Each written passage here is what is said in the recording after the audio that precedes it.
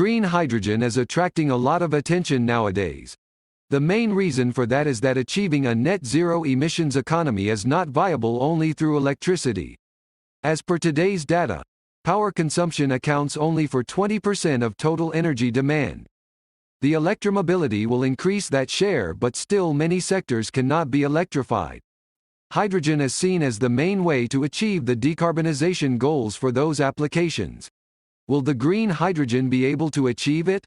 Let's find out it.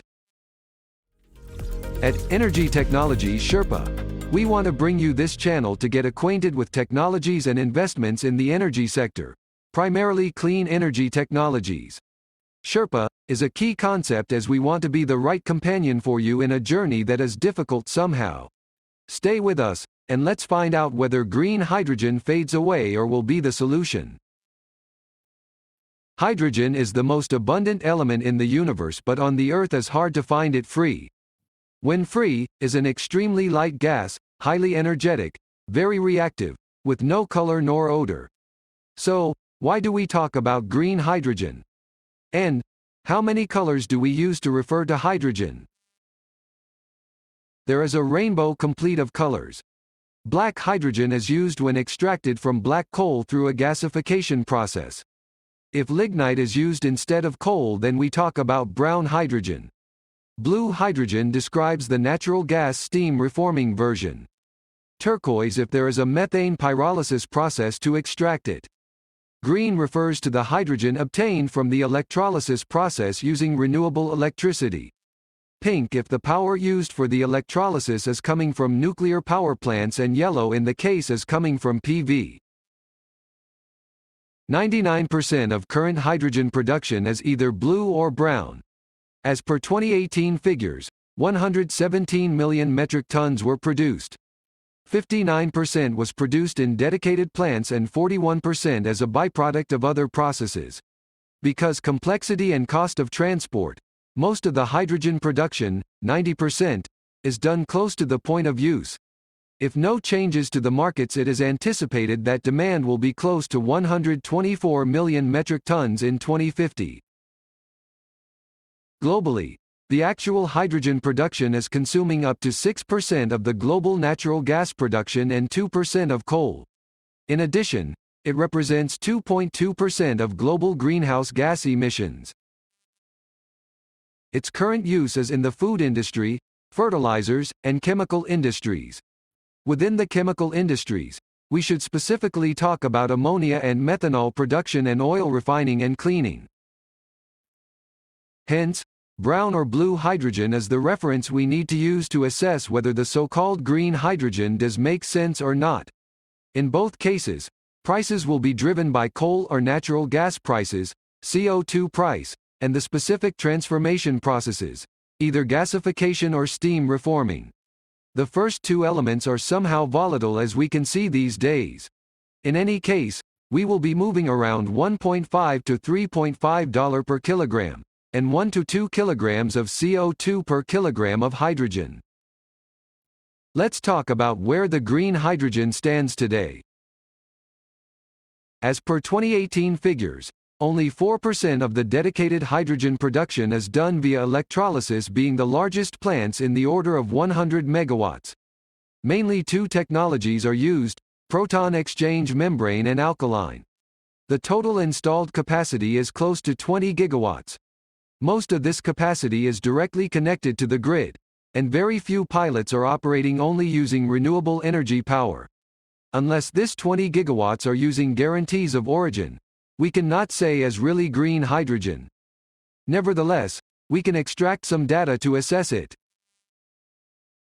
Current production costs are ranging from $2.5 to $7 per kilogram. This broad range is caused by differences in power market prices as well as electrolyzer costs, being those manufactured in China much cheaper than the ones from the Western world.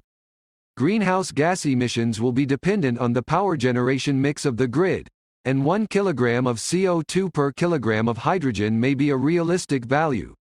Finally, water consumption is very similar to the one required for the fossil version.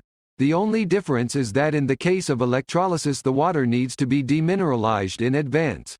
the final consumption will be in the range of 22 to 32 kilograms of water per kilogram of hydrogen. The importance of green hydrogen is connected to the decarbonization ambitions. Whether we are targeting to satisfy the 1.5 Celsius degrees scenario or our ambitions are bigger, and we aim for net zero emissions, the major challenge is in those sectors not directly electrifiable. In the first case, the required annual production of hydrogen will reach 187 million metric tons in 2050. If we commit ourselves to net zero emissions, then we will require close to 700 million metric tons by 2050. This will require more than 30,000 terawatt-hours per year of clean energy and more than 21,000 million metric tons of water per year. Payback is worth it, but there is a lot of work to do. Let's see the hurdles and challenges in front of us. Green hydrogen needs to go below $1.50 per kilogram so it makes sense for the industry.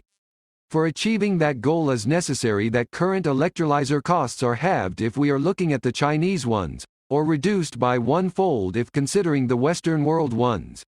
We need to deploy 11.5 terawatts of renewable energy power plants with a capacity factor of 30%, half the current cost of the energy produced, and make them 24/7.